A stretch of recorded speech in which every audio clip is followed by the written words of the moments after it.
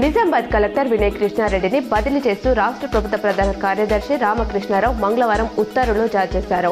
ఆయనను GHMC additional commissioner Malkajgiri, LB Nagar, Uppal zones గా నియమించారు. ఇక నిజామాబాద్ కలెక్టర్ గా 2017 బ్యాచ్ కు చెందిన ఐఏఎస్ అధికారి ప్రస్తుతం నల్గొండ కలెక్టర్ త్రిపాఠి రానున్నారు.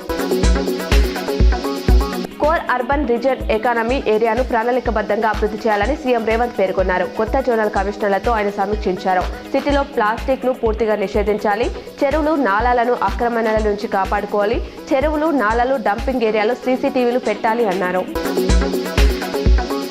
సంక్రాంతి నేపథ్యంలో హైదరాబాద్ విజయవాడ హైదరాబాద్ మార్గాల్లో టోల్ ప్లాజాల వద్ద ఫీజు వసూలు చేయొద్దని కేంద్ర మంత్రి నితిన్ గడ్కరీకి మంత్రి కోమటిరెడ్డి వెంకటరెడ్డి లేఖ రాశారు.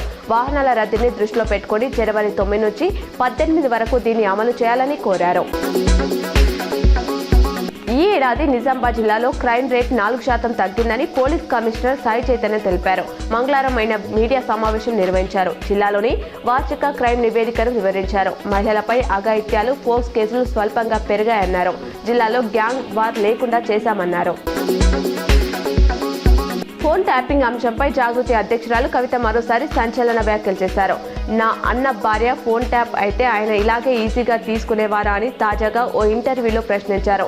తన భర్తకు తండ్రి కుటుంబం, అన్న ఫ్యామిలీ నుంచి అవమానాలు ఎదురయ్యాయని ఒక్కింత భావోద్వేగానికి గురయ్యారు.